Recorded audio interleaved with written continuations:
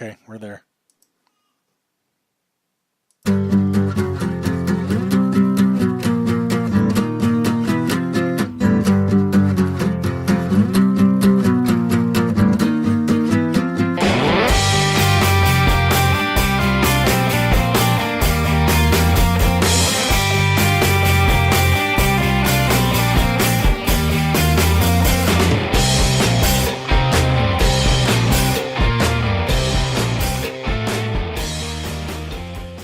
You are listening to the All Metal Mode podcast with your host, Mike Hare. Join me and Gypsy Jules every Monday night and Matt Hoffman and myself every Tuesday night. Listen in as we discuss a wide range of metal detecting and related topics such as technical, equipment, talk to guests, and so much more. Sit back, join in on the drinking game. For those new to the show, every time I say relic machine, you need to do a shot. These are the rules. I didn't make them up. We hope you enjoy this episode of All Metal Mode.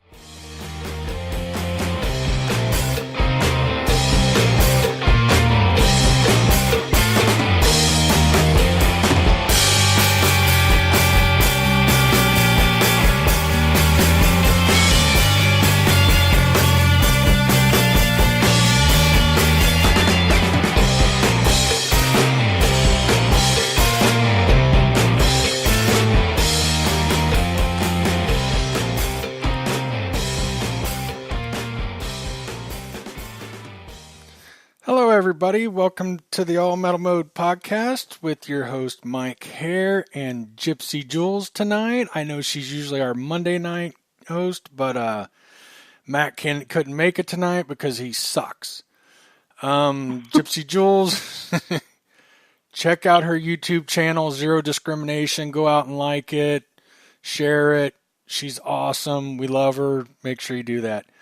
I've got to apologize to everybody. We're running late. We were right on time, but tonight was the first night I'm like, look, Gypsy, you need to learn how to run this. So she did it, and she did it on the All Metal Mode UK platform. No, it was all me. I did it. And she's like, yeah, I think nobody's in chat because you're on the wrong one, Mike. I'm like, oh, man. I do that. I haven't done it yet on this one, but I have done it on the UK show. I put it on the All Metal Mode one, and so yeah, you know me, you know I'm always. You're still recovering from your trip. Yeah, we'll go with that. We'll go with that.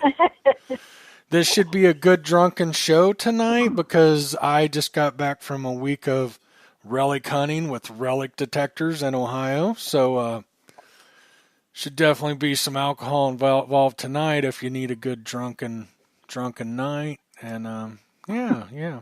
So what have you been up to, Gypsy?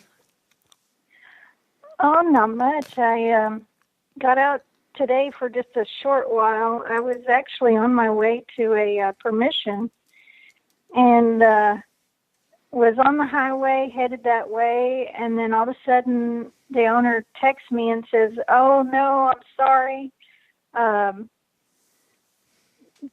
The guy we have our land leased to for the deer lease is just texted me and said he is just pulled up and feeding the deer and about to do some hunting. I was like, oh, no. So I just went down by the river and kind of hunted a little there. I did find an old bottle, but just and the biggest piece of lead in the world. Never found a piece quite that big. How big is it? Because I found a huge piece in Ohio. Oh, it's big. It's round, but it's been folded and smashed. I'll have to take a photo of it and send it to you. I found a piece about 6 inches long, about 2 inches wide, and about an inch thick. And it was used for something because it's like it's in a shape. I don't know if there's a picture of that or not out there, but yeah, it was pretty darn big. I was like, I don't know what this was for. But yeah, it's a big, Makes heavy. You wonder. Big, heavy piece of lead. So what did they use those weights for? I mean, a lot of the lead, they used to make bullets and musket balls. and I guess fishing weights. What else did they use those a lot of I lead don't for back really then? know. I mean, I don't know if like out at the old homestead that they would make pewter with it. Pewter's lead and nickel, I think, correct? I don't I know if think so. But it's yeah. so soft. I guess that's why and it melts so easily. Why they used it for so many things. Yeah, I mean, this might have actually been this. I'm not sure what this is. It's definitely not steel. It's definitely not silver, but I think it's either not aluminum. I think it's either lead or what I just said. Yeah, huh? pewter. I think it might be pewter because it seems really hard. But lead in the ground for a long time can get really hard too. True, So I don't true. know. I'm not sure, but it's a huge chunk. Huge chunk. But hey, I want you to start with the story that you were getting ready to tell me before we went on air, if you don't mind. I'm way curious. Oh man. Well, I used to do a lot of beach hunting and metal detecting in the on the beach, and you and I were talking a while ago, and I was out today, and I was kind of in a secluded area by myself, and I'm always worried about stumbling upon, I don't know, a dead body. Yeah. That's one of my biggest fears, because I've heard some stories, that are, I mean, from friends when I lived in Galveston that actually did. I think I told you one of them once. He was hunting up by the sand dunes and got a signal dug down, and there was a belt buckle, and then sure enough, started wiping a little, trying to get it, Oh and there it was God. attached to a body. You And never and told me then that. I didn't. And then No. another guy, he was detecting in a river or a creek. I can't remember exactly what it was, a river or a creek. And he went down to start digging, and he felt something weird, and apparently it was a ring attached to a hand. Oh Lord. Yeah, and of course, I guess the rest of the body was there. So he said that after he looked down and saw what it was, he got his composure, and then was just like, okay. And then he gently pulled it as kind of to the edge so it could be, and then called the police. Oh Edge of the Lord, that water, the that would bank. be horrible. Now, where Yeah. both of those guys made a mistake was digging further and investigating. You find a ring, you just pull it off, and you assume it's stuck on some brush. You find a big Right. buckle in the Well, sand dune, you stop right there, you pull it off, and oh, you here's just a go, belt. Let me just mm, pop it off that "Yep, belt. yep," and you just assume that's all the tart. No, I'm kidding. What happened in those cases? Do you know? Um, Basically they called the police, and then the police came out and, roped the area and all that. And for me, what happened that time, I was out on the beach, and there was another detectorist. I saw him walked upon him, and he's like, oh my gosh, you won't believe, come look at this. And and it was out in the water, and it looked like this flowing blonde hair in the Oh my water. God. And we were both just like, he's like, you want to look at it? And I'm like, no, I don't want to look at it. I'm going over there. Mm. And anyway, just like, no. So finally, he called the police, and a police officer came out there and looked at it. And of all things, it wasn't a body. It was this a kid's rocking horse that had, I guess, Mm. swept in, the tide had swept in from who knows where. It was a little kid's rocking horse, but the mane was this flowing blonde like hair on this rocking horse. Oh Lord. And it just, oh man, yeah, freaked us out. I bet. I can't imagine. Yeah, that would be horrible. You know, that's my biggest fear is I don't finding a body on land. I'm sure it would startle you, but I could deal with it. You know, I told you earlier what happened to me. If I can handle that, I can handle anything. And but I couldn't handle in the water. Oh, that creeps me out. Like these people that dive and stuff. Yeah, I can handle bodies in the woods, man. I wouldn't like it. Don't get me wrong, it freaked me out. But like, I don't know. I have last time I went water hunting, the water was real murky. You feel stuff brushing up against. I'm just waiting to look down and see a It's body. creepy, isn't it? Yeah, it Right. gets creepy, doesn't it? Right. Well, Yeah. our guest we had on a few weeks ago, Greg Lawson, paranormal Mm-hmm.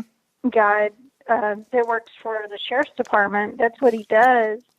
And he works a lot out at the lake, and that's what they have to do. They have to go down and dive and, locate bodies, missing people all the time. I forget how many people he said this summer that drowned out there. But Has he found I a can't. lot? Yeah, they've found quite a few. So I was talking to I'm a scatterbrain tonight. Oh my God! Like my mind went blank. My mind just went blank. Um, Tom, that found the hoard, and he met me and Matt on Monday uh-huh. to go metal Yeah. detecting, to go relic hunting with the relic detector. And Oh yeah. yeah, I guess I hadn't said relic detector yet, and I needed to get it in there a couple times so these guys can start off the drinking game. And he works for the fire department. He's a volunteer, and a guy drowned. I think he was at I'm not sure which lake, but they were out there with their up in the water, just feeling around with their legs and stuff until the divers came in. He said, like every step, he just hoped he didn't find it, but they got the divers in there and found the guy had been drinking and swimming all day, and Oh yeah, my. boy. I don't know if I ever. I ain't gonna tell it on here. It's all bad. But Will said that he came up to. He's in the chat, and he said he came up to a dump site while hiking in a new spot, and there was cattle bones everywhere. It freaked him out at first. yeah, But I've done that. I've done that. That is creepy. Like today when I was out, I knelt down to dig a target, and there was this vertebrae bone right there. It's like, what is this? like when you dig in privies, you find bones all the time. They throw their old right the bones in the privy. Never know what you'll find in a privy. Yeah, that's something else in a privy. You wonder if any privy diggers have ever found, because that'd be you're getting ready to move. You're getting, because they only lasted a few years and they dig a new hole, and like your privy's due for a new hole, and your in-laws are over, and your father-in-law just gets on your nerves to the last, so you throw him down in there, you fill it up, and you move the privy over to the next hole. Throw him in the pit. Makes sense to me. Oh my. Never know. Yeah, water's what freaks me out. I don't know. I like the fish coming up and sucking on your leg. Oh, that creeps me out. You want to see a fat guy run, snake come in the water. They nibble on your toes. Well, when I used to metal detect in the Galveston, in the surf there, what used to scare me, it took me the longest time to get used to it, is watching the stingrays come up right by me. I mean, they were just right by me, but they were graceful. It was so, it was neat to watch, but at first my heart would go, race a little, like, oh, you're getting too close. Ken says, his only problem with the water is leeches. Yeah, that's kind of creepy. Yeah, that's another thing. It's weird. I've only encountered 2 leeches while metal detecting in the water. And one time it was just on my pinpointer. It's actually in one of my YouTube videos. I think it was about a year ago. And I came up and there was a leech on my pinpointer. Have you had one stuck to you? But I've never had one stuck to me. I'm not going to lie. So, like, I don't like that, and I don't know, but the snakes is what gets me. I could probably actually handle a dead body better than I could a snake. You know, in water you can't move real fast. You know what I mean? Right. And like, it creeps me out. I don't know. Like a snake in the water or a dead body in the water. I don't know which one would freak me out more. Yeah.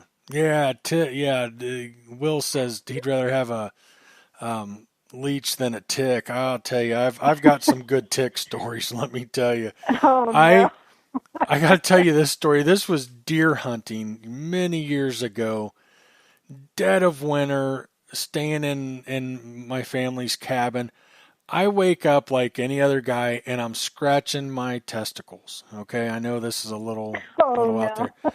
And I'm like, why is there bumps on my testicles? I had 2 ticks on my testicles. Yes, again, I'll repeat that, on my testicles. And I can handle. I've got some good tick stories. I'll tell you another good tick story. Here's a real good one I was just telling the other day. I went metal detecting in Virginia with a group, Dayton Diggers out of Ohio. And we're coming back. I rode with a guy. And we're coming back, and I think we just crossed over. We were just almost to Ohio or just into Ohio from Pennsylvania. I don't recall. A rest stop. We got to use the bathroom, right? And so I'm in the bath. Oh, he goes in before me or whatever. And he's like walking out as I'm coming in, I think. And I just kind of noticed this guy. I'm 6'3", 330 pounds, and this guy was probably 6'7" and 300 pounds. I reckon I seen him. You know, I mean, he stood out. I didn't think anything about it. I go in the bathroom and I'm dropping the kids off at the pool, and I look down and I've got a tick. I've got like 2 ticks on my legs, and I'm like, oh man! So I'm sitting there picking ticks while I'm pooping. And all of a sudden, there's about size 16 boots underneath the front of my stall. And like, I'm so involved in my ticks that I just look down and I'm like, why is this guy's feet underneath my stall? So here's my plan. I've got my ticks off, okay? I got rid of my ticks. I'm finishing off, dropping the kids off to pool, and I'm going to kick this door open. I'm going to kick it in on him, and I'm going to, because it did, I know they usually go out this door, or they usually go in, this door went out. It swung out, and I'm going to unlock it real quick, and I'm going to kick this door as hard as I can, and I'm going to beat the shit out of this guy, because let me tell you, when you're at a rest stop, you are not up to no good putting your feet under somebody else's stall and not saying anything or anything. Like I could see his hair up at the top. He was so tall. And they were big stalls. And I'm just like, oh, I'm gonna kill this guy. I'm just gonna murder him. You don't mess with me while I'm pooping. You know what I mean? Picking ticks off my legs and pooping is not a good time, dude. So all of a sudden I heard somebody walk in, and that guy walked out, and I'm like, okay, I don't have to kill this guy tonight. You know, I don't know. He was a big dude. I was gonna give it my best because yeah. And my buddy had walked back in. He said, man, I walked out, and he said, I just got a strange feeling about that guy. I said, you were right. He had his feet underneath my stall, about ready to get a good ass whooping is what he was up to. That's what he was up to. So, yeah, that was creepy. Man, that's creepy. Yeah. Well, that's a unique tick story there. Mm-hmm.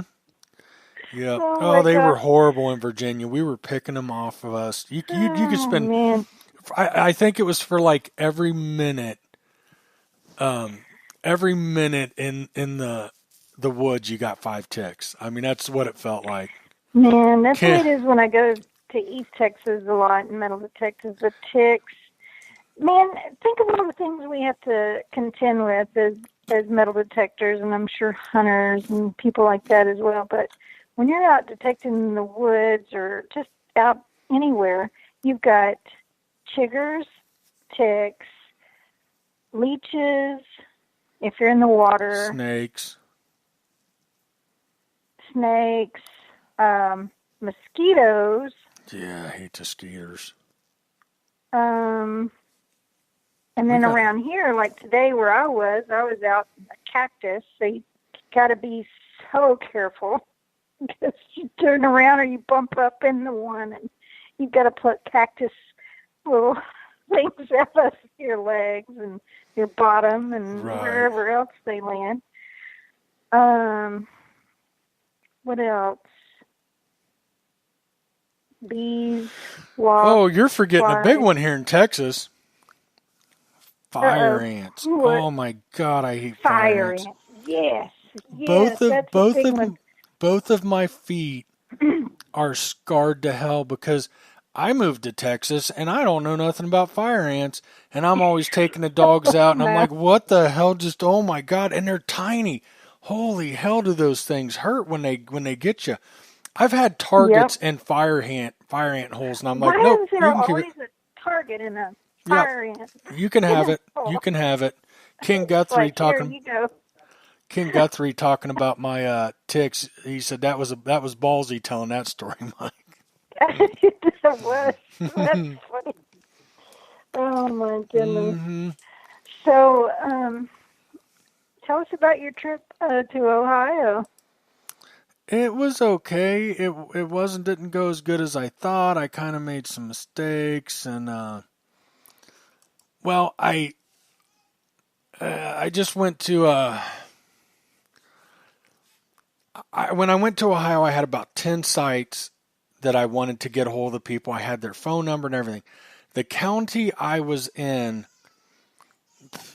most auditors' websites, they have the owner and where the owner lives and then where the piece of land is. Well, the county I was doing only had the property. Who owned the property didn't have their address. But I had like 10 places. I had one place lined up for sure, ready to go, that had 7 sites on it, okay? From like the 1858 to like the 1880s maps. Before 1900, they were all gone. So I thought, well, I'm going back with enough, and then I've got all these sites, I can get a hold of the people. I didn't want to have too many sites lined up and not get to them. You know what I mean, too? Mm-hmm. So I go back, and our very first day, we hit 3 spots were real close to each other in this field. And we did all this before lunchtime, and it was all like, I know one of the sites was a mill. I don't know what the other 2 were, but we're hitting like 1800s industrial stuff. Nothing real good. And after lunch, this is several hundreds of acres. And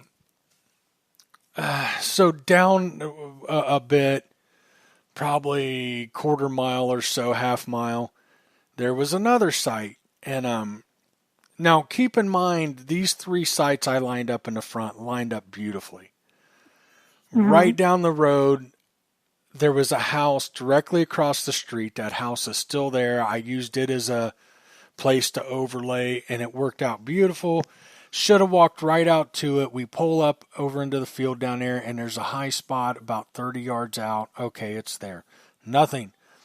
The 3 of us walked that field back and forth, and I found a little buckle and a musket ball. Matt found a little musket ball, and that's it. But there was no iron, no glass, no pottery, no anything. So after lunch, we go to, there was a site on the 1858 map that was gone by the 71 map, which is the next map. And So we go there after lunch, and there's pottery, there's brick, there's glass. We pound it. Those guys each found a button, one flat button. It's almost, real close to dark, and Matt hits um, 1868 seated half dime, which is pretty little thing. Mm-hmm. And Wow. there. I don't know if you've been paying attention, but there was some big competition going on with us, and It looked like it. nobody had really hit anything until then, and so I'm getting some crap thrown towards me, like, oh, Matt just won, and all this stuff. So I just keep detecting, and every time Tom went past me, he's like, oh, he beat you. He beat you. So I'm walking along. I get a pretty little signal, and I dig the 1858 Flying Eagle, which actually cleaned up pretty good. And That's so neat. we kind of figured we about tied. They're both pretty rare, pretty cool coins, but nothing else out of there. Two flat. There was. Don't get me wrong. All day we were finding lead and copper and Yeah. junk. Matt did find a real cool. Looks like a token with no. It looks like a coin, but it's not. With a lady on it. That's really cool. That cleaned up nice. I don't know what else I found that day, but it was pretty close. We did just a whole lot of nothing but the two coins, and so I hunted the next day, and I hunted the oldest site where we left off Monday. Just didn't hit anything real good. No buttons, no large cents, which is unheard of. Just more little knick-knack stuff, and so Wednesday at the very back of the property sits on the corner of two roads. And so the first day I told you we couldn't find the site down at the end. Well, the back of the property on the other road, there were two sites.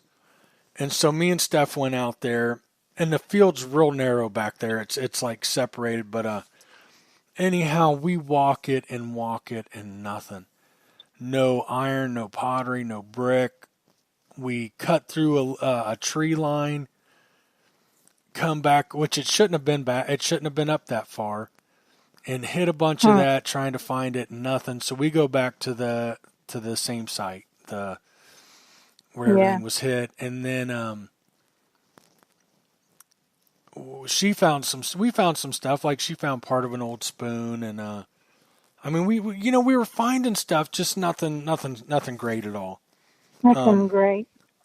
Nothing great at all. I'm trying to think of some other stuff. Let me pull up my photos, but just nothing. I threw so much stuff away. We found some musket balls. I found part of a old oil lamp, some lead pieces, some horse tack and buckles and stuff like that. Just nothing really to speak of. It was kind of weird, and so that was Wednesday afternoon. I think Wednesday morning I had called a couple. Well, I'd called one lady. There were two old houses on the 1858 map on her property, and Steph said that her audio's cutting in and out. I hope that ain't us. But anyhow, we hit. I called her, and she's like, "Yeah, you can hunt it, but right now it's in beans, and it probably won't be out till next week or so." And I'm like, "Oh no!" So I couldn't hunt that. Another one, which should have been, there were like 5 total sites on this other guy's property. Same thing, beans. And then some of the other ones I tried to do, I had their numbers and everything. I couldn't get a hold of them. Like, their numbers had been changed. I'm sure they probably had old phone numbers and then went to cell phones and stuff, and I couldn't get a hold of anybody else, so I just left it at that, and which I thought was enough, I thought I'd be good, but so I mean, I don't get me wrong, I had fun. I had fun with the anfibio.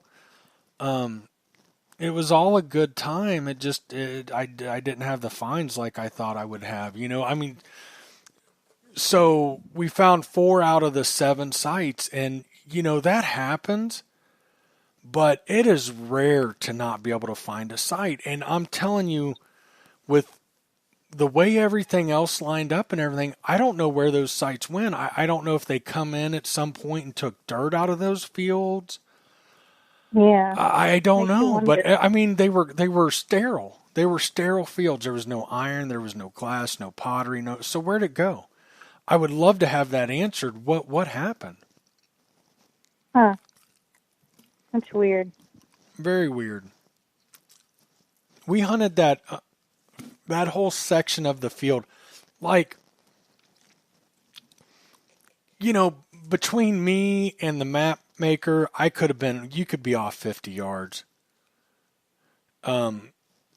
It happens. I mean, I've even seen map makers where they're off, but we spanned out and just gridded. I mean, walked out, turned 30 yards, went out. I mean, you're going to hit it eventually. You're going to have to. Nothing.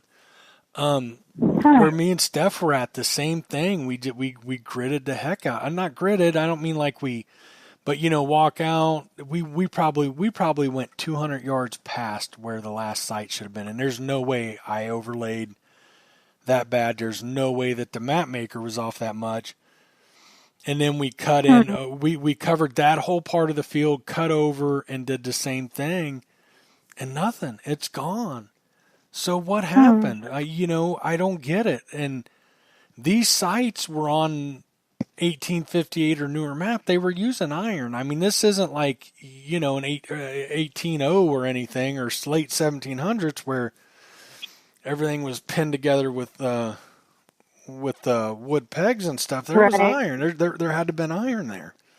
And I mean, even Yeah. if not, you're going to find pottery. You're going to see signs, and Right. didn't find it. Couldn't find it. So then Weird. Friday, I didn't hunt Thursday. I took the day off, spent time with family. Friday, I went back out, and I pounded the front where it was all like 1800s industrial, and Mm-hmm. I just more junk, more junk. I mean, there was little stuff, and that great big piece of lead or pewter I Right. found. Mm. Um, like like a vacuum attachment, the little head to like get into smaller places. Yeah. That's what it looks. That's what that lead piece looks like, except it's solid. Whoa. Yeah, it's big. It's That's probably weird. yeah, yeah. It is crazy. It looks like the head to a. But we found. I'm looking at the picture. There's 1, 2, 3, 4, 5 buckles, suspender clip, a chunk of lead that is shiny on the ends. It got washed, and Steph washed my bibs that I didn't want washed. I didn't know she was going to wash them, and she didn't know I had stuff in there.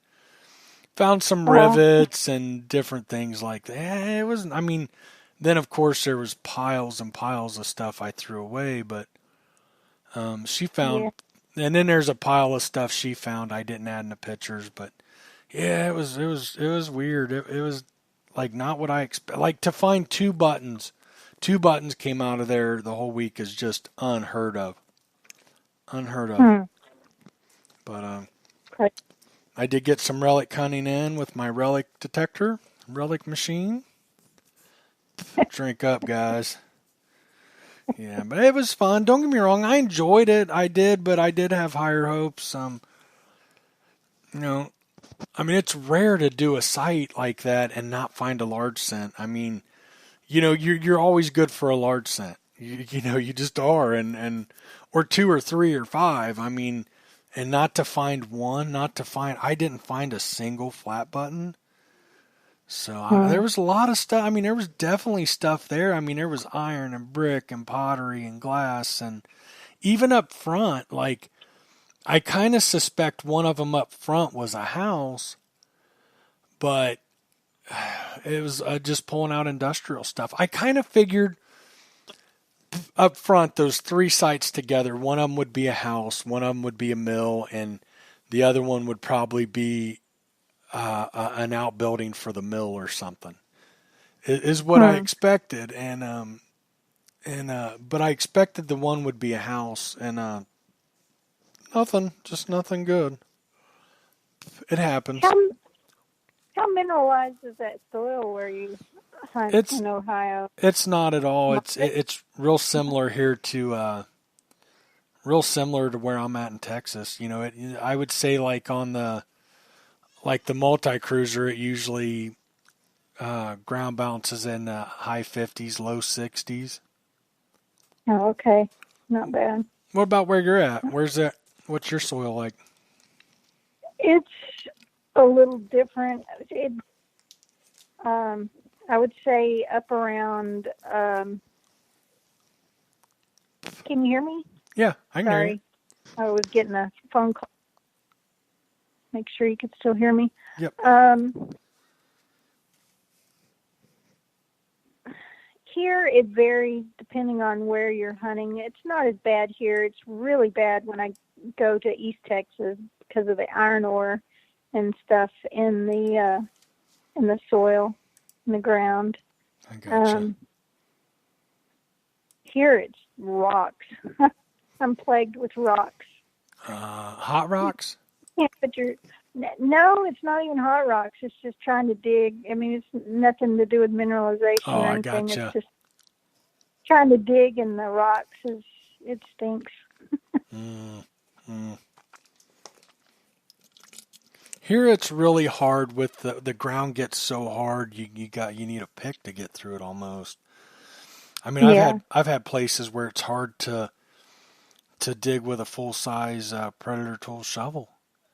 That is hard. I mean, if you can't get through it, if you're, I mean, as big as I am, putting all that weight on that, that's rough. That's rough. Which hard to. I did get to that ground. Right. Sorry. Right. I got to use the Hornet, and I'm not sure if they said they named it, but I haven't seen it on the website. The Shark, the blue one. Oh my God, those things are both killer. I don't know. The Shark or the Hornet comes to a point, and it's a little sharper, but it's not really needed in the dirt there. When you're farm field hunting and the ground's real loose, but they both did really good. I really like both. I've never liked a D-handle shovel, and I really like that one. It was really nice. And then the Shark is like a T-handle, which I've always liked the best. And it's a little lighter. Like the Hornet, you could probably run over it with a concrete mixer truck full and not break it or bend it or anything. That thing is a tank. Wow. Yeah, and it's a little heavier, but not crazy heavy or anything. The point's not really necessary in the dirt we ran, the ground we ran. We were in farm fields, so it's easy. But they both really cut through the corn stalks and stuff. They've got more of a scoop to them than like say the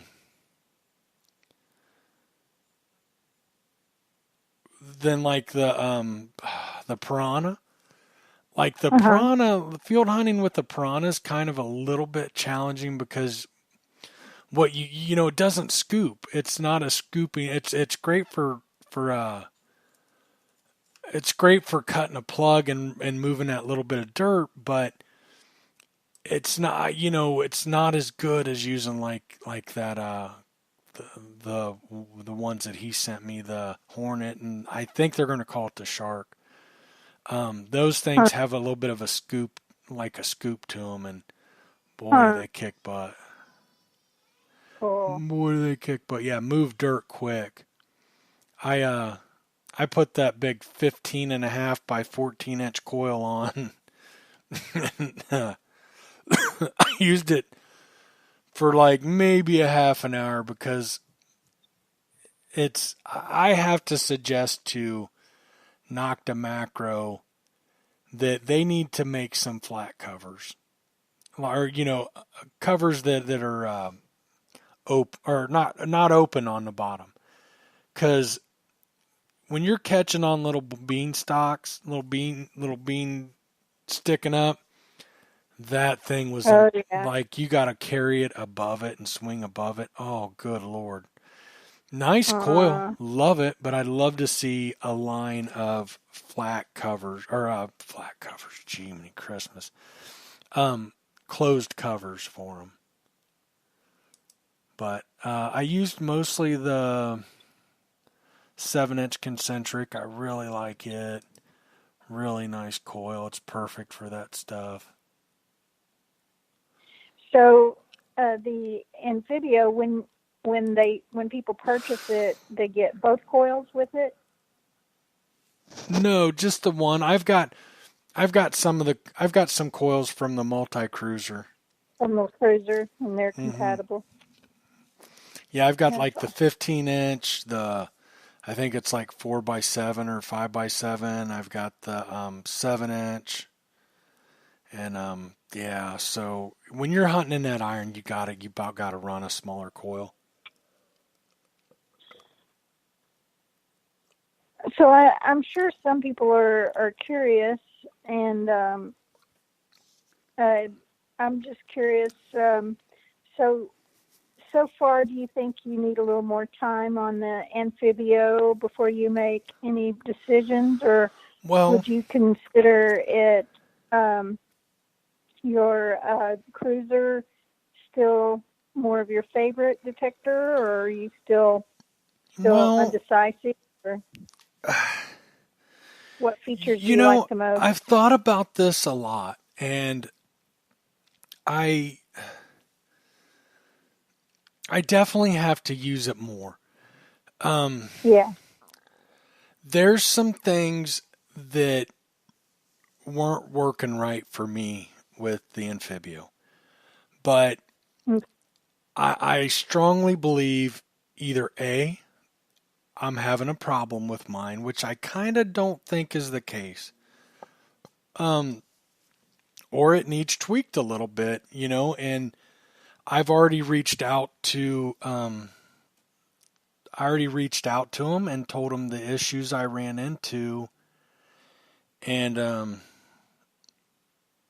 I'm sure either we'll figure out something's wrong with the one I've got, or they'll fix the problems. Now, it was still brutal. I mean, it was still an amazing detector. It's deep, fast.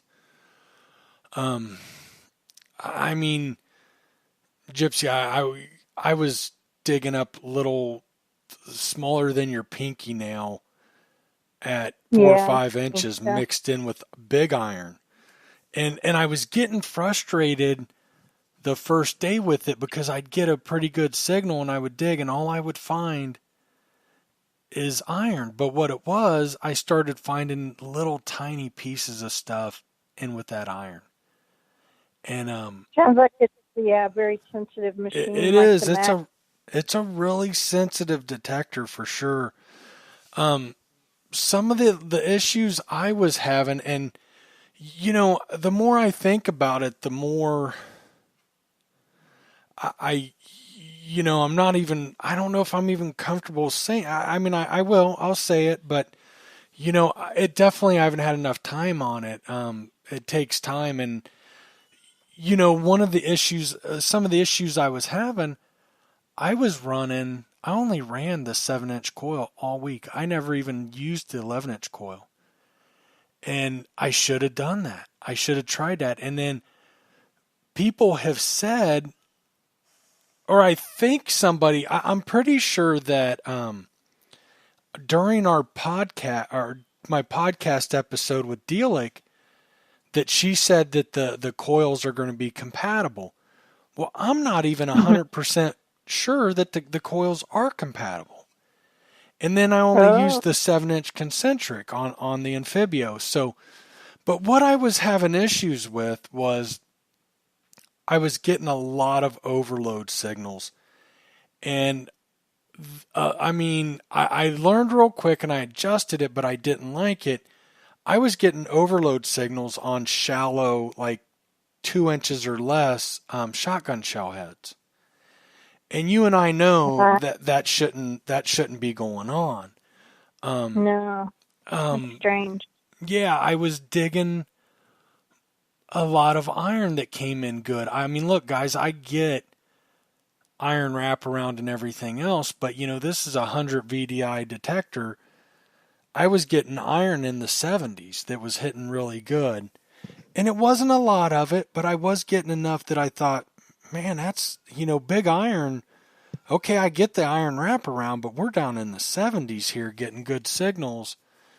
Um, that was an issue. And my, I don't know if it's because it's so sensitive and the ground. I mean, with the iron, where I was detecting, there's just iron everywhere. Every foot Yeah. there's iron. But my VDI was really jumpy. But here, Hmm. this week, I probably won't get out. Steph has to work all week. Um, I want to get Ken saying he's having issues with the sound now. Guys, I don't know Huh. what could be going on. No clue.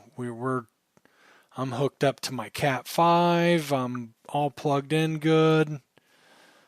Shouldn't have any issues, but hopefully it records out okay. But what was I saying? The first time, Steph's got to work all week, and Yeah. the first day she's off, and I can get out for a few hours. I want to put the stock coil on, go to some places around here I'm familiar with, and then see how it does. So Right. I don't know. Does it need updated? Do they already need to do an update? Is there something that was missed? Which happens, or okay, they've got their testers, and their testers go out and use it. But was somebody in a farm field with, in a field where ground balance is coming out at 60, it's wet. The ground was real wet all week, and Yeah. it's covered in iron and shallow targets. Maybe that's the issue. Could have So been. I don't know. Is it on my end? Is it the 7-inch concentric? I'd never used that coil before. So do I have a Yeah. problem with my coil? I don't know. I've got to figure some things out, and time will tell for sure. But so I'm not positive right now. But I was having some issues, and you know, I still loved it. Don't get me wrong. I love the layout of it. Um, the shaft is awesome. Love the shaft. Very well balanced. Um, love the programs. The two tone, at least for me, was crazy, crazy chatter. I mean, I couldn't even hunt it with it in the field. I tried four tone a little bit, crazy. Um, I ended up sticking with the three tone. It ran the most stable in that field, um, in those fields. But yeah, I mean, there were just some things that I felt like weren't at 100%. Now, is it on my Huh. end? Is it user error? I don't know. I've got to work on it some more. Well, maybe when you get out and play with it a little more and try it out, Yeah. it'll and then switch the coils and like you said, it sometimes I've had the same thing happen to me before where certain soil situations after there's been a lot of rain and you're not familiar with hunting in that area and I don't know where I've gotten just weird signals and Weird things happening. Yeah, for yeah, sure.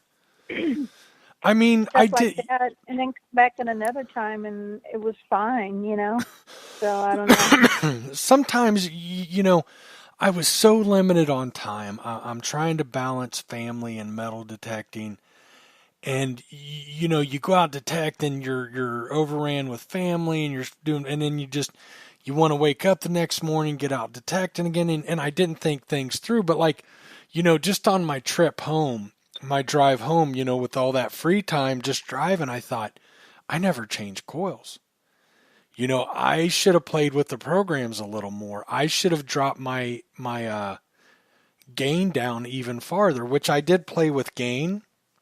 I mean, I was getting Mm-hmm. incredible depth at just stock 70, but why didn't I drop that down more? Like I dropped it down to like 55, but why didn't I drop it down to 40? I mean, if I'm getting great depth, Yeah. and the ground was saturated. I mean, there were Mm. spots in the field like very first site we hunted, like you had to cross a great big puddle of water just to get over to the high spot. And you're slipping around in mud. It was wet. So it might have been conditions. It could have been my coil. It could be, a number of things. It could be just like the issue, people going from the AT Pro to the AT Max, Yeah. they think it's the same. I mean, not that I thought it's the same. There's definitely some differences, but they're also very similar. But, was I running it wrong? So I've got to get that worked out. So, Yeah. Yeah. Well, once you get a chance to play with it more, you'll be able to give the hmm get a better idea, a better feel for it. It just takes time. Some machines take longer. I know it took me a while to learn my Max after going from the Pro to the Max. So, yeah. um, Yeah, and that might be very well what it is. One of the things I really like about it a lot, which is okay, so the the cruiser line, it has Ferris audio. And mhm, so you take your iron, like to 15. I think I run it a little bit lower than 15. Um, 0 to 15's iron, let's say. I can change mhm, that to, I can either turn it off or run it at a quieter, I can run it quieter, which is nice when you're in all that iron. I run it at 1.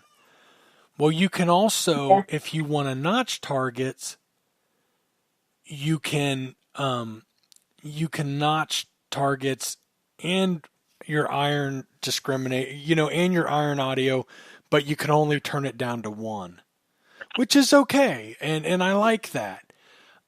And that's good. But what I like about the amphibio, it's each section you can adjust out. You can, like 0 to 15, you could run it at 1 or off, and then 15 to 30, and you make your own break points and all that stuff, and tones for each point. Excuse me. So I yeah. really That's like that. really nice. That's basically the way the Max works too. It's called the Iron Audio, and we can turn the Iron Audio on or we can turn it off, and then we can turn the iron um, from leave it wide open 0 0, um, or we can turn it up if we want to get rid of, like, say you're at an old home site and you're getting a lot of, you can tell it's iron, a lot of nails, and you're like, um, you're tired of hearing it, like if you've got it wide open or at 0 0, and most of those are going to hit low anyway. So you can bump it up to 10 or 12. That's usually where they're going to hit. So you can just bump that up, number up from 0 0 up to that. It'll go all the way to 44 on iron disc, iron discrimination. And you can just cut it out completely, which is nice too. Or you can notch it out. There's just so many Yeah, so uh, many different options. things to do. Yeah, I love that. Hey, so Ken said, okay, I fear not liking the tones. I hear it's definitely different. I hated the T2 because of the tones. Which detector are you talking about?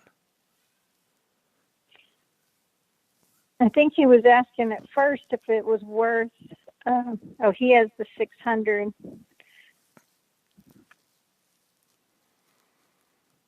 Yeah, I'm not sure if he was talking about the AT Max or if he was talking about the Anfibio. I haven't heard the Max. What do you think? I've heard they're different, more like the gold. I didn't mind the tones on the gold. What do you think about them? About the Max? Oh, I love the different tones. I like that there's more tones on the Max than there is on the, um, like what you were saying, like out in this field, you were getting, how like sometimes a piece of flat iron will give you it'll, you can tell usually it's iron, but you know how pieces are flat.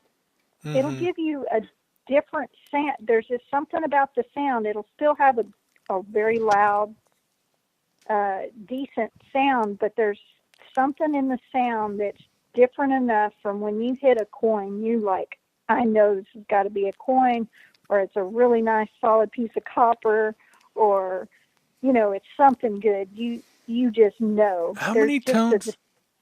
How many yeah, tones does the oh Max have? gosh. You I know. really don't, I really couldn't tell you. Okay. It's such a, because let's see, the Pro only has what, I guess four, The Pro has three, no? three, maybe three. I think three. I'm not positive. Well, what's so different, I guess, about the Max is, well, you've got your low, depending on if you have your iron audio on or off.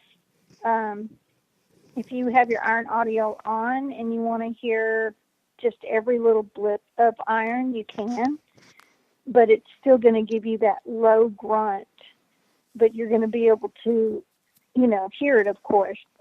So it gives you that low grunt or blip that, hey, there's something here, but it's Mm. letting you know it's iron, it's junk.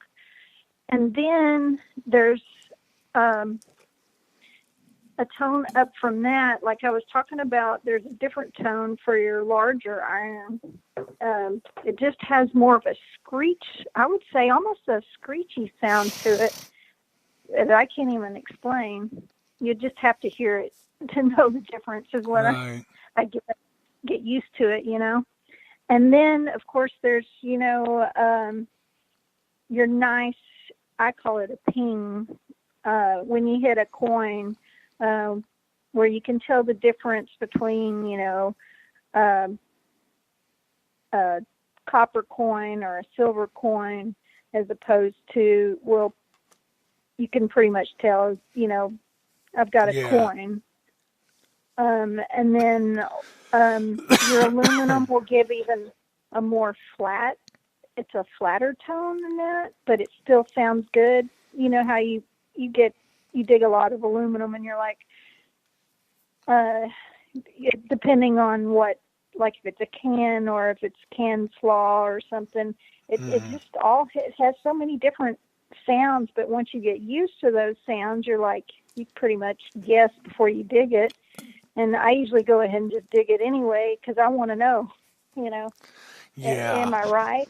Something like the AT Pro, one of the things that I always felt made it such a good detector, it's three tone, but it has more nuances than any other three tone detector you're ever going to hear. Wouldn't you agree with Yeah, that? Like, you wouldn't think it's a three tone detector. Does that right, make right. sense? I mean, to me, it just has really good tones to it, really good sounds, and real steady. Like when you hit a coin, like you get it's an easy detector to learn by the tones, and I always like that about it. I always love the tones on that detector. To me, it's almost up there with like the Mind Labs with those good tones. Like they stick out to you enough that you go, oh, I gotta check this out, And we gotta talk to Ken here for a second. He said Yeah, I I have. was just I'm, about to reply to him in the chat. Go yeah, ahead. I'm sorry. he says he doesn't like the squeal on the T2. Ken, I agree, man. I am not a fan of the T2. Now, you will never hear me trash it. There are some things I love about it.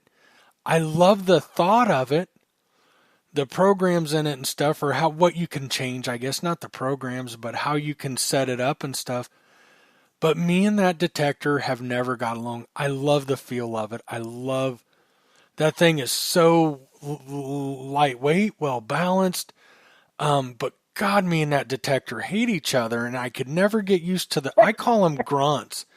That detector grunts at you with the tones, and they just don't sound good to me.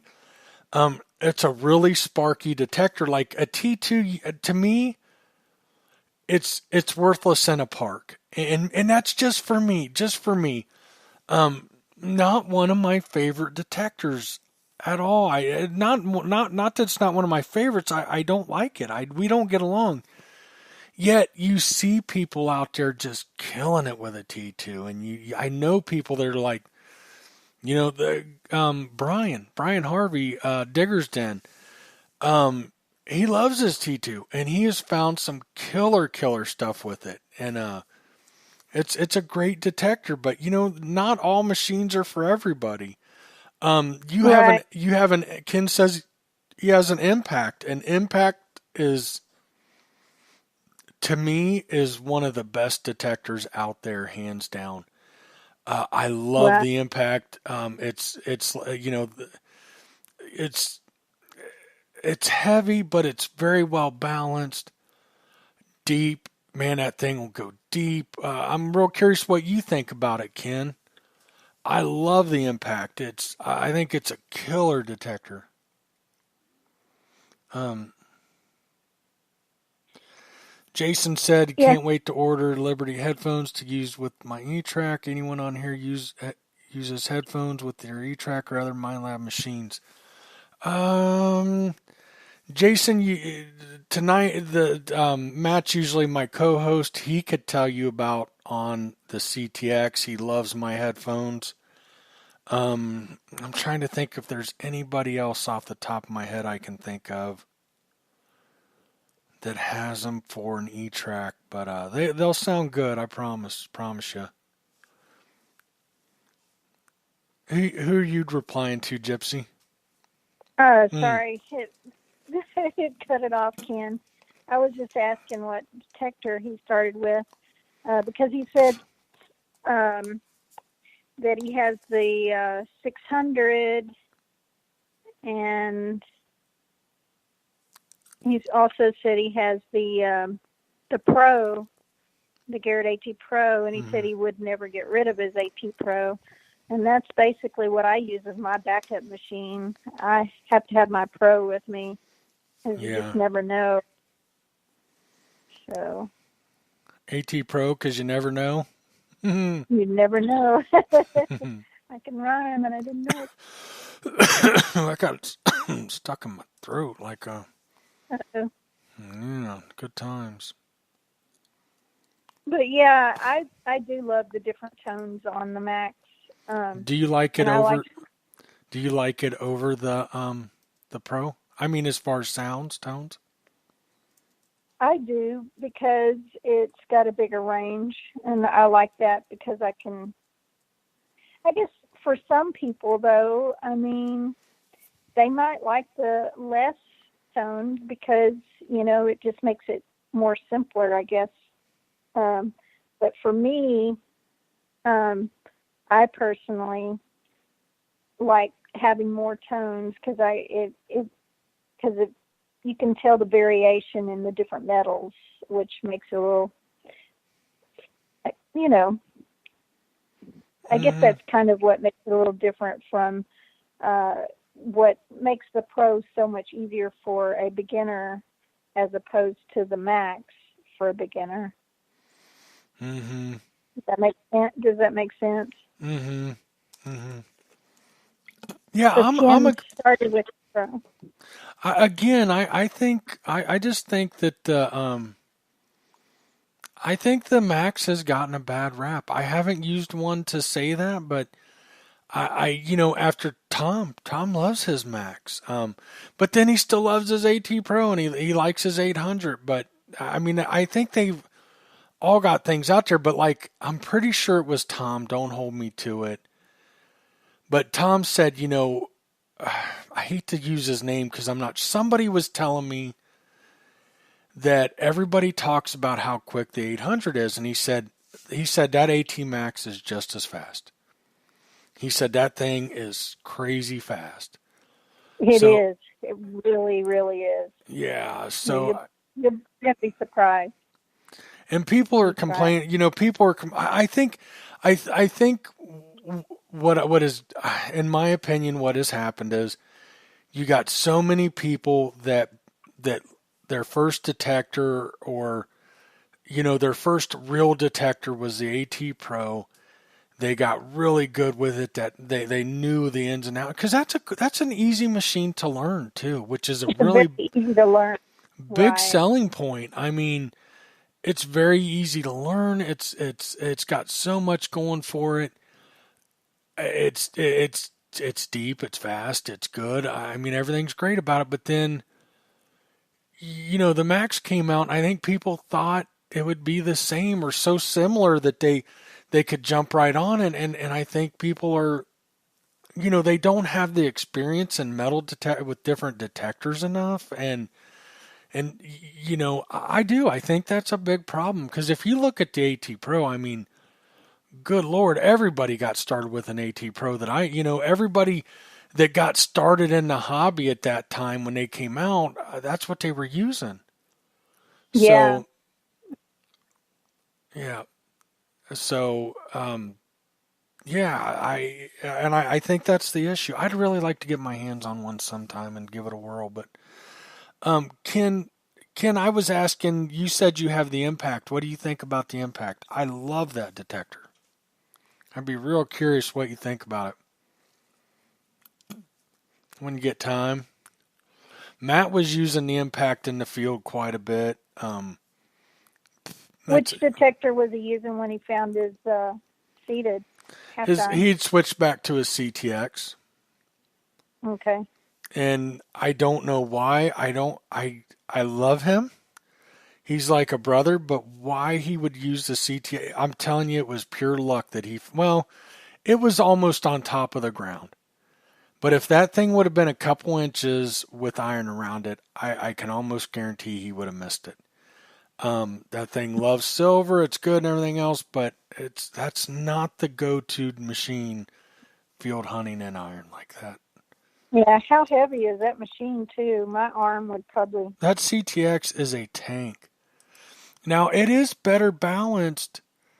It is way better balanced than the E-Track, but it's heavier. And like this is the God's honest truth. My shoulder is to this day pops and cracks and gets sore from the E-Track.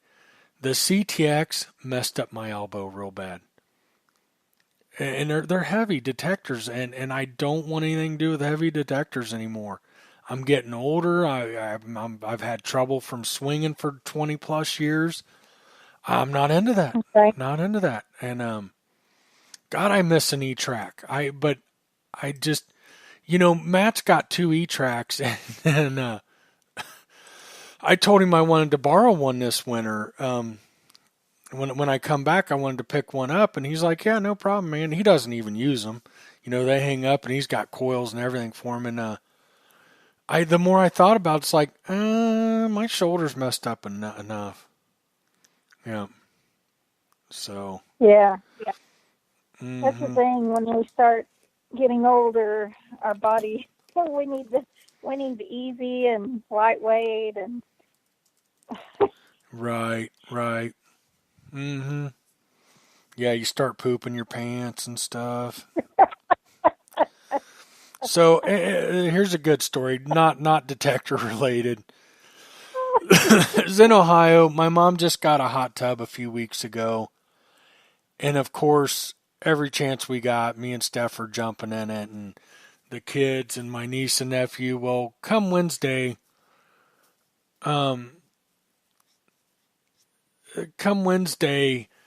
I my little niece had some bumps, and she was over, and my mom looked, and Well, by Thursday morning, my nephew had bumps and my niece's bumps got real bad. Um, Monkey got bumps. They are horrible all over her belly and chest and on her sides. And then so that was Thursday. So Friday, Steph got bumps. Steph's got them boobs, belly, butt crack, butt. Her hoo hoo, she thinks. I don't know. I got to check with her on the hoo hoo. We're not sure. She got real itchy. And then, so that was, I don't know. I ended up with some bumps, not like them, but I've got like 5 on my back. Well, come to find out, like, the chemicals were off. Like, she had enough.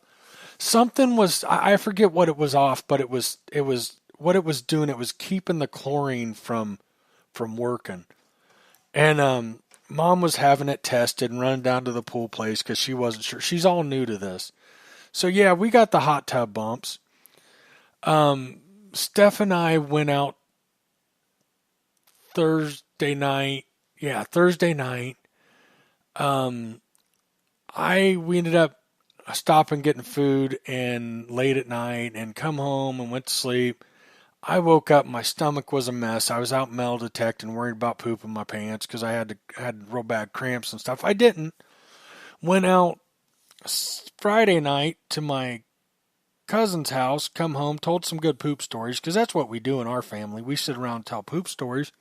And I got home and I slept I fell asleep in a chair, the reclining chair, and I woke up pooping myself about 2 in the morning, 3 in the morning. I don't know what time it was. So yeah, I pooped myself in Ohio. It was rough. It was rough. So we ended up leaving. We were going to leave Saturday night, Saturday evening. My stomach was still a hot mess, so we come back. We left Sunday morning, and I was still concerned. Like, I was still cramping. I'm like, well, Steph had to get back for a meeting she had to attend, and I don't know. Jason said, here in Kansas and the Topeka Treasure Hunters Club, there have been quite a few that have ditched their AT Max for the Knox 800. Most that have are declaring deeper finds with the Knox. I know that I've bought that new 6-inch coil, and it's been incredible. Um, I know some people, well, not some people, but I do know a couple people that have gone the other way, or have both. Tom, that I keep bringing up, he's liking the Max over the Knox. I mean, he said the Knox is chatty. He's having he likes it. Don't get me wrong, but he's been kind of going to the Max first, and he said, like we just talked today, and he said to him, if he's got time for a side, he'll hunt it with the Max, and then like he'll use the Knox as like to see if he missed anything to go back over a site because he's just doing really good with the Max. Yeah, and Jason also asked, he says, wasn't there quite a few Max users uh, that didn't like it and went back to the Pro? And that happened as well. And it kind of goes back to what Mike and I were just discussing a while ago. I think so many people got so used to the Pro, then got upgraded to the Max, and just didn't realize, hey, this is a more sensitive machine. There's a lot more settings. You have to learn and know what you're doing to get it calibrated, to adjust it to where you're hunting.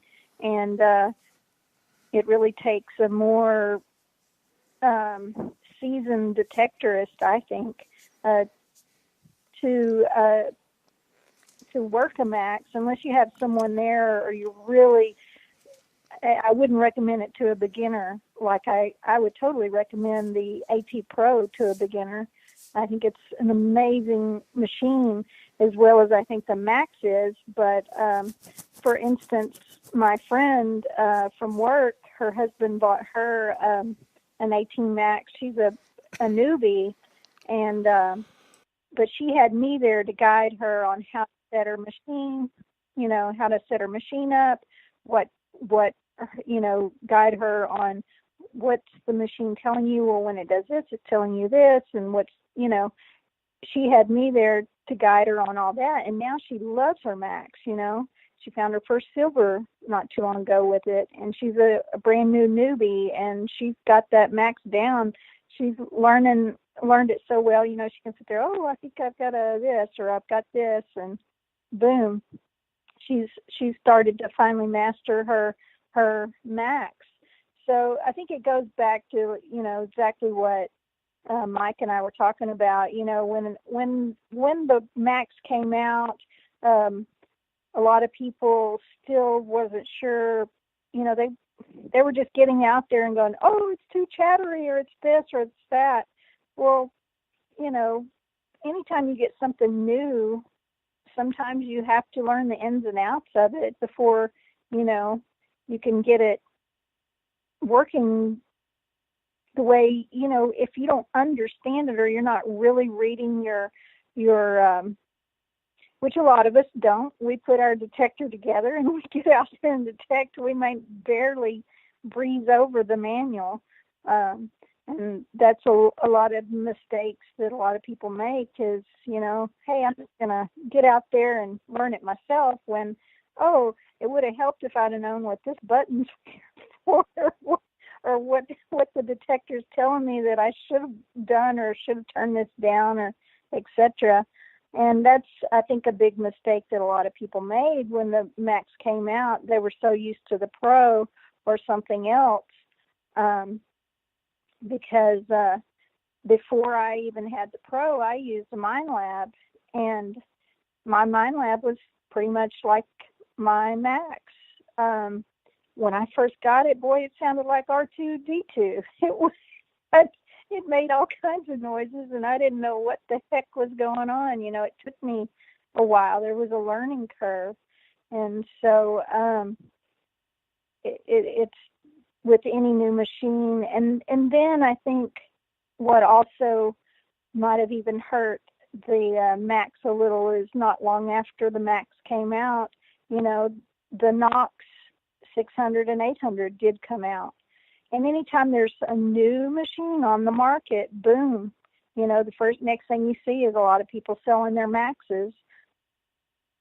And, oh, well, it's the newest machine. It's got to be the best on the market. So they drop their machine and go buy it. And that's why I still have my MindLab, and I still have my Garrett 350, and I still have my Garrett AT Pro, but I prefer my Macs over all those machines now that I've learned how to use it. And it's with anything, I mean, it may turn out that even Mike, using the new anfibio, that he may end up it might turn out to be his favorite machine ever. It's just sometimes when you first start out, there's a big learning curve, a lot of things to learn for a machine, and learning the ins and outs of that machine. So, sorry.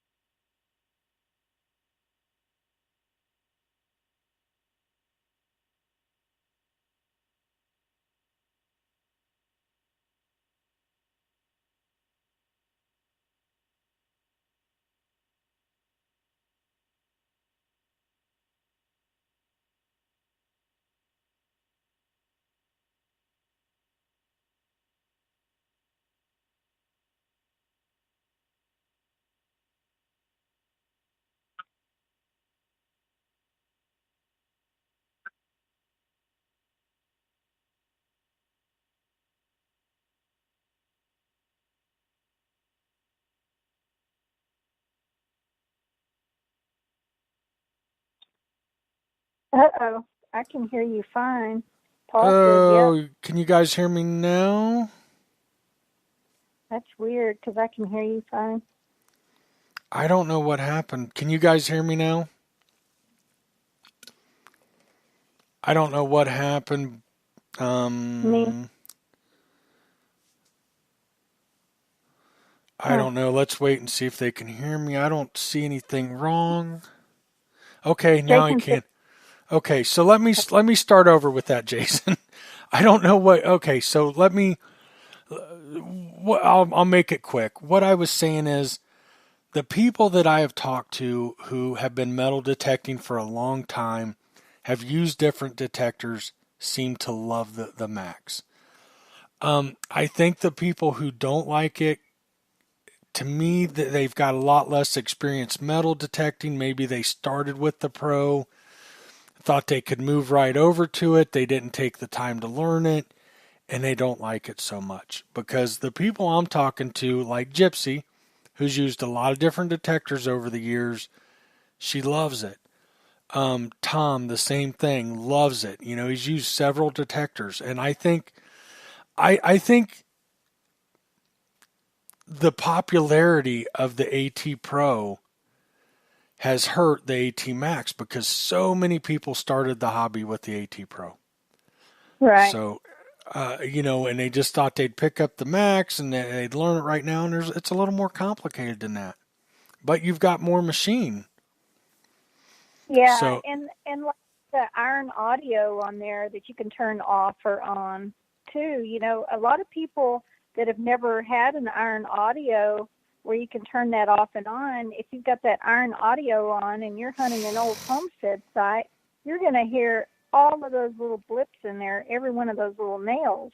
If someone's not used to hunting in those high iron, high nail stuff, uh, like just with the difference from the Pro and, I mean, yeah, you can hunt in zero mode, zero discrimination on the Pro, uh, but it's not the same as hunting in all metal or hunting with the iron audio on. And someone that's not used to that, you know, yeah, which you can Jason, turn off if you don't want to hear that. I'm sorry. no, I was going to say, Jason said he almost tried out the Pro just out of curiosity. Um, I don't know about now. There's a lot of good detectors out there. For many years, I could honestly say that I think the AT Pro was the best bang for the buck, hands down. Um, Right. I don't think it could be beat. I don't have a lot of time on a Pro. I've used them, but I know it in and out? No, but you go to zero. I go to zero discrimin or the zero mode, zero Pro, run it. It's super simple to use, but when I was hunting with an E-Track and CTX, I was hunting with guys with AT Pros, and they blew me away. I've said it before. I don't know if you've listened. I'll go over it quick. My friend Scott in Lancaster, Ohio, got an AT Pro. He was brand new to the hobby. One of our first trips out was sidewalk strip in an old part of town. I followed behind him to see if he missed anything. And as I'm following him, I hit a really deep, like 8, 9 inch target. I knew it was good. I could move my coil an inch and half an inch in any direction and pick up iron and different signals. I figured he just missed it. And I said, "Hey, Scott, come see if your AT Pro can pick this up." It was a challenging signal for the CTX. He turned around, come back, hit it. He was learning, so him and I did that a lot, and that AT Pro over and over and over again impressed me. It just blew me away. Here's another one I'll give real quick, and then I'll stop because these two just have stuck out in my mind forever. We were hunting a yard. I hit a deep dime. I knew it was a dime. It hit really good. There was iron next to it. I could barely squeak it out. And he hadn't even been over this area yet. And I said, "Hey, come check this out." See if you can hit this. And not only did he hit it with the AT Pro with iron and stuff around it, the CTX was barely squeaking it out. He hit it and it sounded better on the AT Pro than it did the CTX. Now, with that said, before that I used an E-Track. I knew the E-Track in and out, and I learned the CTX in and out. I'm telling you, I know how to run those machines. So for him to be able to come over and it actually sound better on the Pro, a deep silver dime surrounded by iron and stuff, I was blown away. They're amazing detect, and they're still very relevant. Just because a new one comes out, I think the Pro is just an amazing detector. Just an amazing detector. I do too. I can't speak on the Max. I can't speak on the Knox. I've heard great things about both of them. I don't know. Yeah. I don't know how they compare to one another. I don't know. But, I can tell you about the AT Pro. I have used one. I've hunted extensively with Scott and watched him pull out some just killer stuff at depths with that AT Pro. I've seen other guys do it too, though. Go ahead. I'm sorry. No, this has been great. It's been interesting. Mm-hmm. For us not to have a guest tonight, it's been fun. I like doing these. I've really enjoyed doing these because me and Matt a lot of times don't have a guest, and we just talk detectors and stuff, and kind of let it take us where it goes. And but yeah, I can't talk highly enough about the AT Pro. Man, is that thing just incredible. Yeah, Jason, you're right. The 3030. I mean, if I recall. And I'm not even sure I'm recalling this right. I think I remember one time. Keep in mind, Scott was new, so we were constantly going over signals together. Me showing him stuff, him saying, "Hey, what do you think about this one?" You know how that is with somebody new.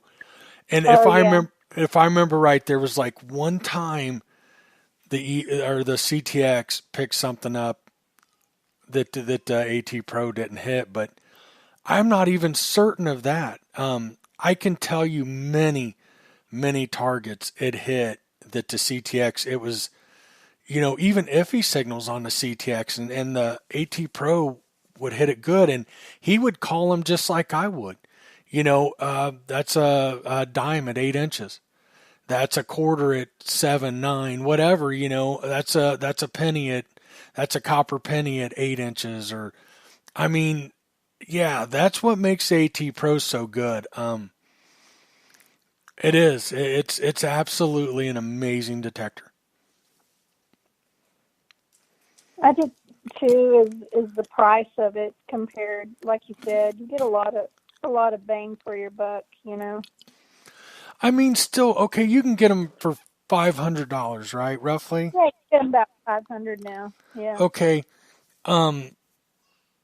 So that's the Knox is pretty high over that. The Max, the multi cruiser, the cruiser might be in there, and I don't know. It's still probably the best bang for the buck, even though it's a little bit older. Man, that thing will be relevant for years. It will. It's just a killer detector. And I'll tell you this, Jason, I was not a fan of Garrett. If you look before the A series, and I'll say this, I am not a huge fan of the A series. I know people love them. I know people do good with them. I'm just the bell tone. It drives me crazy. Then I think the pinpointer come out next, and now we have so many good pinpointers out on the market. You got to remember, before the Pro Pointer, there was nothing good on the market. Nothing worked. Yeah. Nothing worked. Nothing lasted. I still have the original Pro Pointer. I love it. Then the AT line came out, and that didn't mean anything to me. And so I kept hearing more and more and more about it.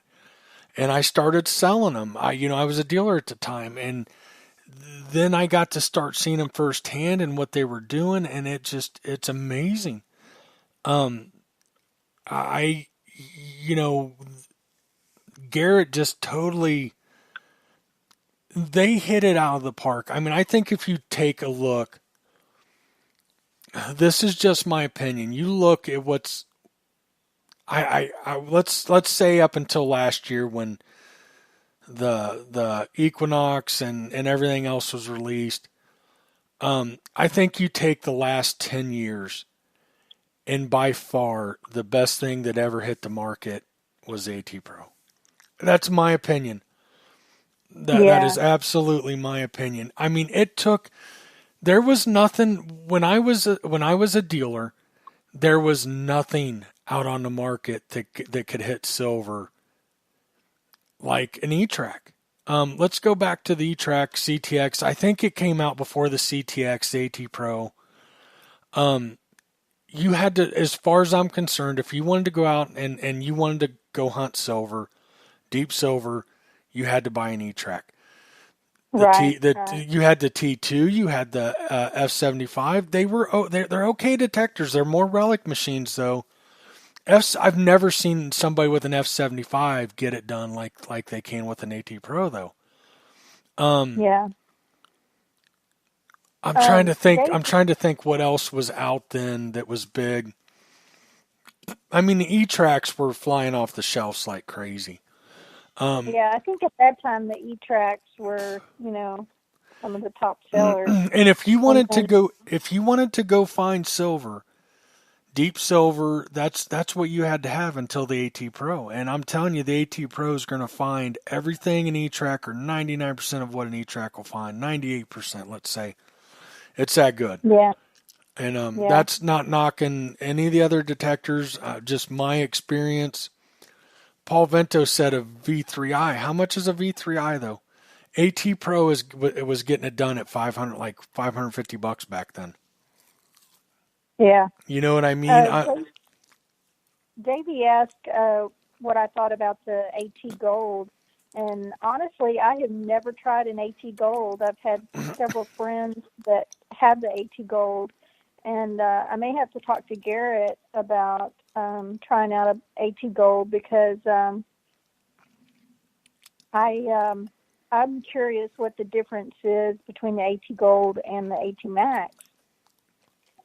Because I'm not 100% sure on the differences. I mean, I've compared them, like looking at, uh, I think when I was at Garrett last time, well, they gave me some pamphlets with all of the machines in there, and it compares the AT series, and it shows the difference in each machine. I'll have to send one to you, Mike, so you can look at the comparisons, and it'll tell you I like that. the differences. In fact, let me put y'all on mute. I'm gonna go grab one. Okay, I'll be right back. Okay, You keep talking. I'll keep talking. And Paul, you mentioned the V3i. I'll be honest with you. I am not a fan of that era of whites. Back in the day, everybody had a whites and they were good. When you get to the DFX and the V3i, I don't like that era. And I know the V3i, I believe they still sell it. If I remember right, the V3i came out a couple years after the E-Track, and because it was after the DFX, right? Okay, I'm back. Yeah. Here's what I don't like about whites back then. Now, like you look at the MXT Sport. Is it the MXT Sport or MXT All Pro? Yeah, the All Pro and the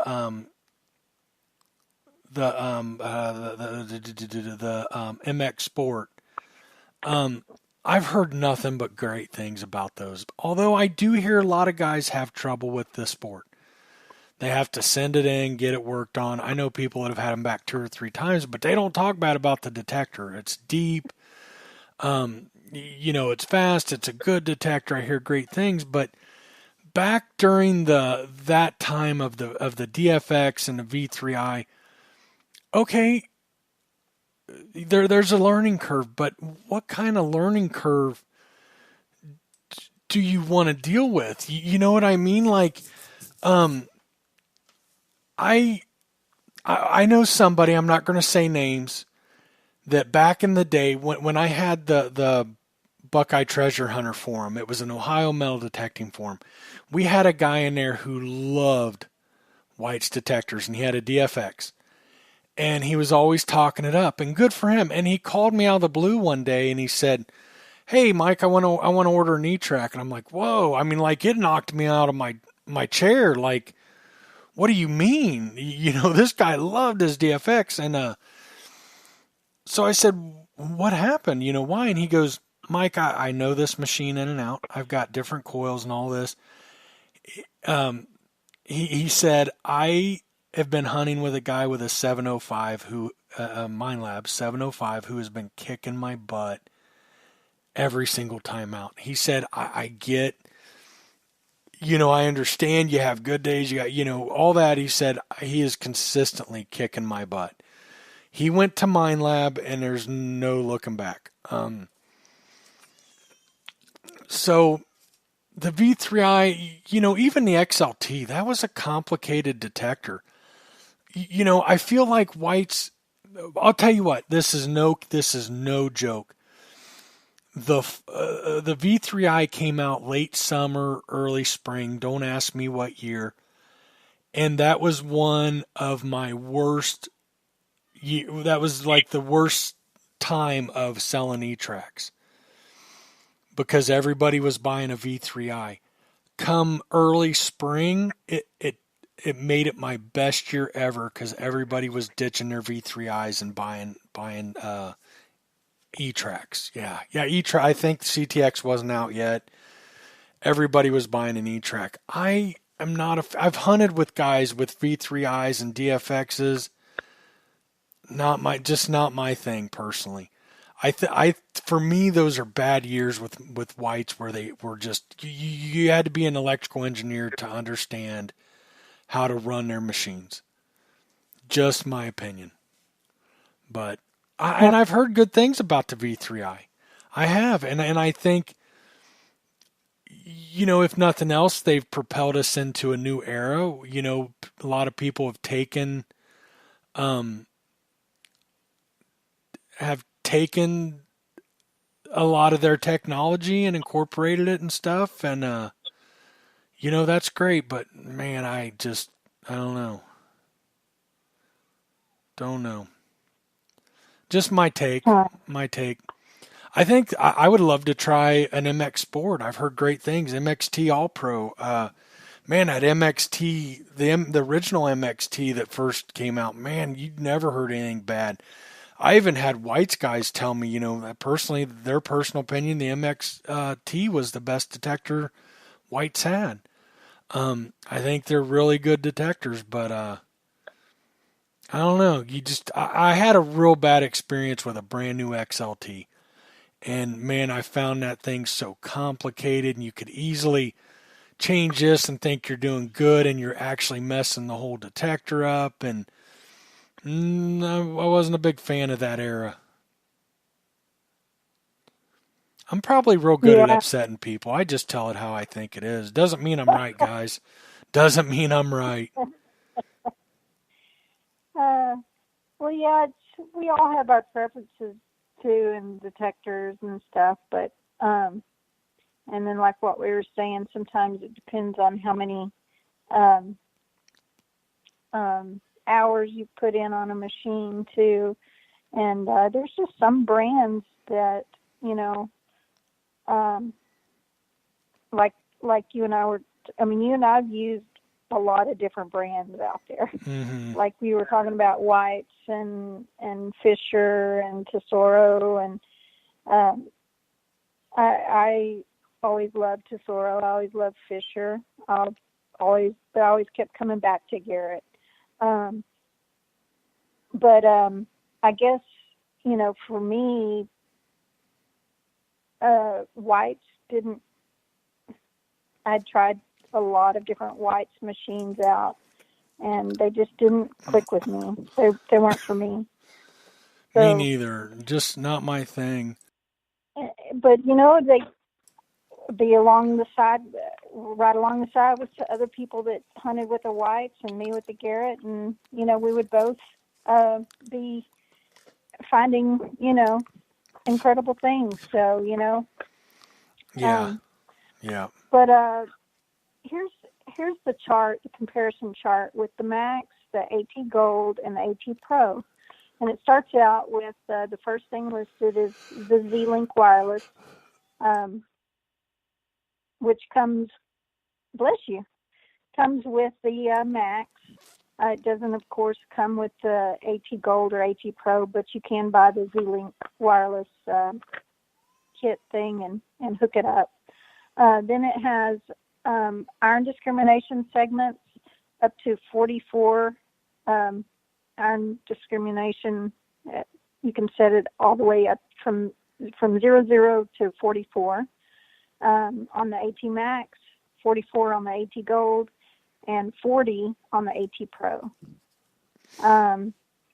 Backlight, yes, there's a backlight on the Max. There's not one on the Gold and not one on the Pro. Volume adjustment, you can control the volume. Yes on the AT Max, no on the AT Gold, and no on the AT Pro. Notch discrimination, which is adjustable on the Max. It says on the Gold it's fixed, preset, and then on the AT Pro it's adjustable. Search modes, it says AT Max 4 All Pro Audio. AT Gold is 3 All Pro Audio, and then AT Pro 6. It says 6, and it says 3 standard.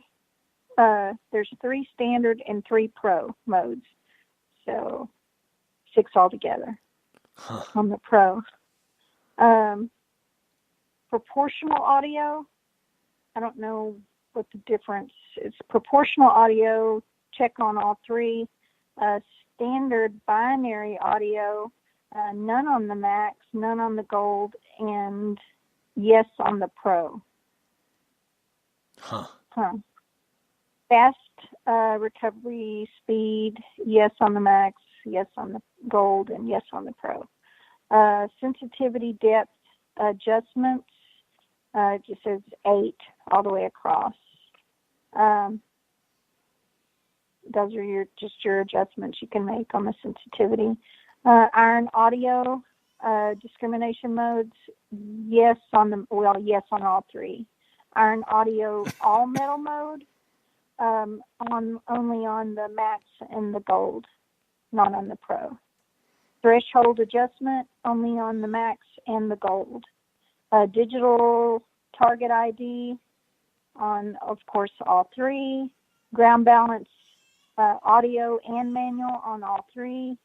Ground balance window automatic on the Max, and it just says check on the ground balance window on the Gold and no on the Pro. Pinpoint on all 3. Waterproof up to 10 feet, which really, I was talking to Vaughn when I went to Garrett, and they said, I think they've moved that up to 20 feet now. I think it is 20 feet, up to 20 feet submersible on all 3. Freshwater use, yes, on all 3. Saltwater use only on the Max and the Pro, not necessarily recommended on the Gold. Frequency, 13.6 kilohertz adjustable on the Max, 18 kilohertz adjustable on the AT Gold, and 15 kilohertz adjustable on the Pro. Oh, I didn't know the Pro was that high. Yeah, I didn't either. 15 kilohertz. For some reason, I thought it was like 13. Yeah, it's like max is the lowest. Audio tone ID levels 333. 3 levels. Okay, target depth indicator on all three. Standard search coil, which y'all pretty much know all that. It comes with a smaller 5x8 coil, double D coil on the gold, where the other ones come with the 8.5-inch coil. And then let's see, the length. It gives the weight. The max is right at about 3 pounds. The gold, because of its smaller coil, is 2.8 pounds. And the AT Pro is right at the same as the max, about 3 pounds. And then that's about it. That's awesome. You need to take a picture and post that. Yeah, I do. I definitely do. I think I'm getting sick. Yeah, I think I'm getting sick. No. You don't want to do that. Let's see. I was trying to catch up here on the chat. Yeah, Wayne has the AT Gold. Wayne, when I go to Colorado, I may just have to try out your AT Gold, and you can try out my AT Max. Yeah, How's that sound? I think the gold. We've had somebody during the show say that they think that the gold is underrated, and you know what? I think that might have been Wayne. Now that I think of it, I'm not positive, but somebody has said, and I agree with that. I have heard several people that have the gold. I've seen videos where it seems to get a little better depth and stuff. What have you watched any of those videos? Any whose videos? I'm sorry. Any of the videos showing that the gold like is deeper and stuff? I've watched a few videos on the gold, but not very many. I guess I need to go brush up on the gold, because now that I'm a Garrett representative, I need to know more about the gold. I ordered a Garrett AT Pro in one time, and I just sold my last one, and I ordered one or two in it, but I know somehow I ordered AT Pros. I don't know if I said Pros or Gold, and one of them ended up being a Gold. One of them was a Gold, and I thought, oh man, what am I going to do with this? This was like in the beginning, and I had it in stock, and somebody wanted a Pro, and I said, I don't have a Pro, but I've got a Gold. Would you be interested? And he said, yeah, let me try it out. So we took it out and tried, and he fell in love with it, and he used it. And but I don't even remember who it was. I haven't talked to him in years, but he stayed in touch for a few months, and he loved it. He loved that gold. I know it's a hot little detector, but everybody bought the Pros. I think the gold, AT Gold, but people used it for much more than gold. It wasn't. Although it was, more, it was targeting the gold hunters and stuff. I think it was a very good relic detector, a very good coin hunter. Right. I've heard that it was a really good relic machine. Oh, there you go. Take a drink. Gypsy said relic machine. Oh, no. Oh, no. Yeah. Yeah, I've heard that, but I'm definitely. Wayne says that when we go to the Charles Garrett Memorial Hunt, I think it's in March, that I can use the his AT Gold, and I'll let him use my AT Max. Paul. So we might have to get you there this year, Mike. You're in Texas now. It's not that far. You could ride with me. We could meet and you could follow, or Oh, are you serious?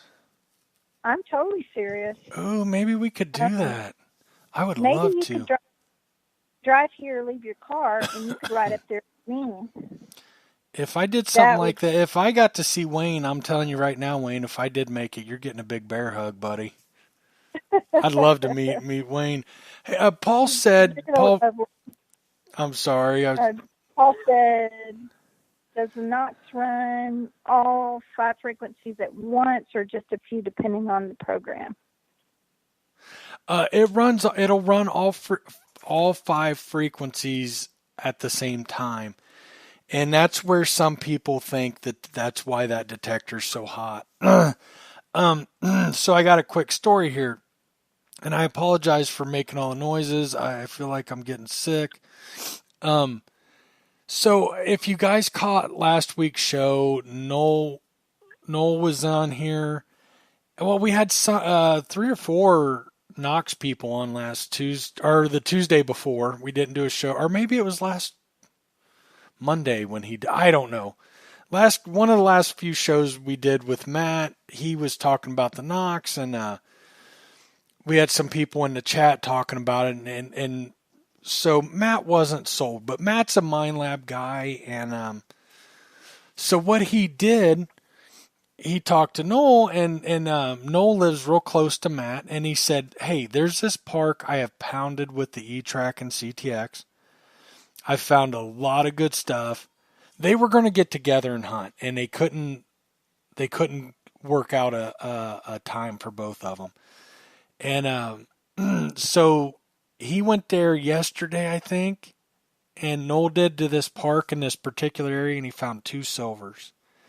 So Matt's pretty sold now. Yeah, that's speaking volumes. The CTX, hadn't hit him, and Matt felt really confident if he pulled out any silver, he'd hunted it. He'd been over it with a CTX and E-Track because he gridded it and everything else. And so yeah, I think Matt's on Granita and Knox now. So they're good detectors. I hear great things about them. I think we're in really good times. I think there's a lot of good detectors out there.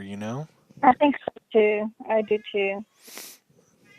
I think we're in real good times. And I don't know if I mentioned it in the beginning of the show or not. Matt did not join us tonight because he is here in Texas at work. He had a job he had to come down here for. And as far as I know, he's still working, or he was working right before the show. And he is going to come. Huh? Where's he? Texas. A few hours, I believe, a few hours south of me. I think he's down around your area. He needs to go. Well, if he gets some free time, he needs to contact me.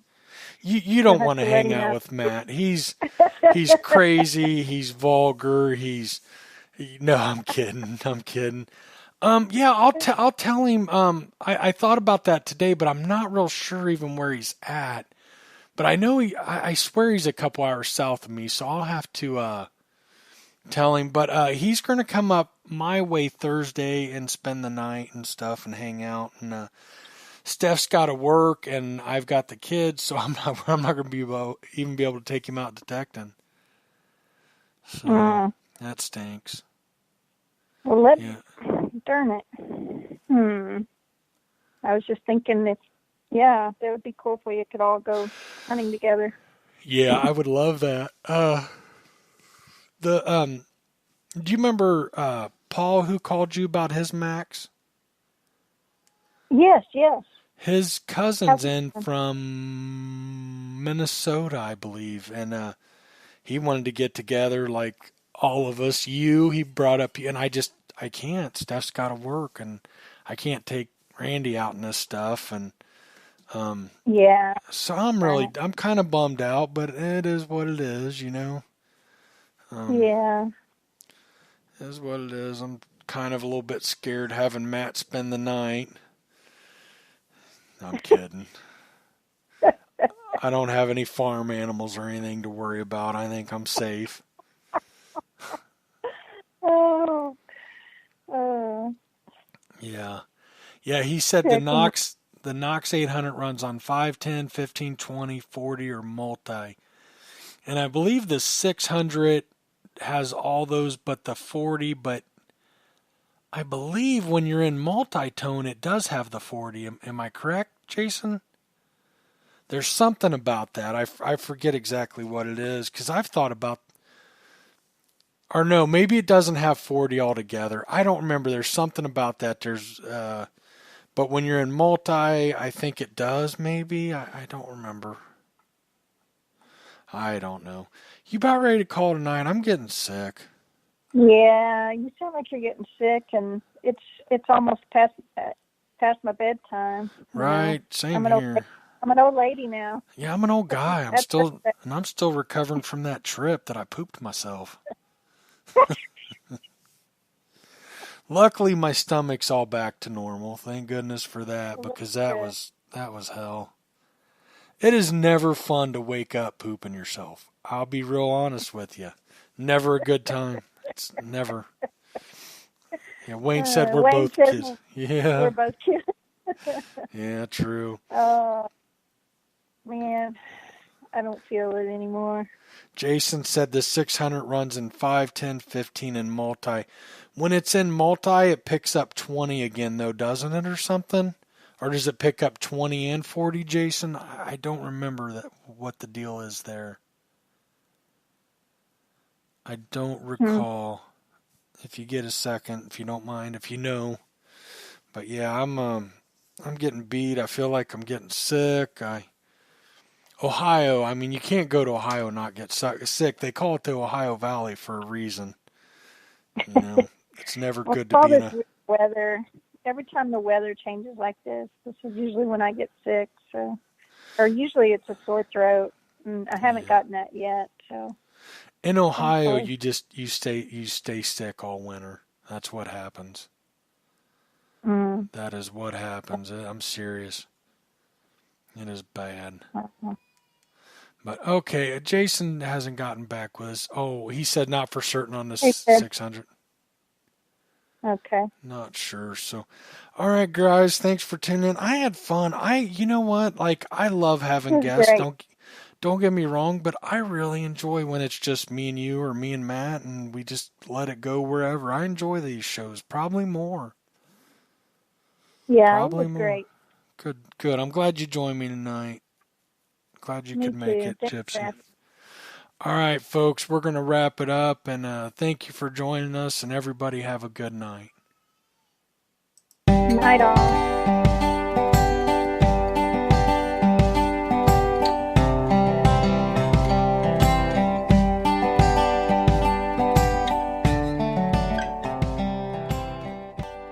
The All Metal Mode podcast is sponsored by Digger's Den. If you are looking for a metal detector, get in touch with Mike or Brian. Together, they have years of experience with many different brands and models. They also truly enjoy what they do. You can contact them through Facebook at Digger's Den, visit the website at dddetectors.com, or give Mike a call. He makes it sound like it's so hard raising our boy, but trust me, he has time. 937-414-4578.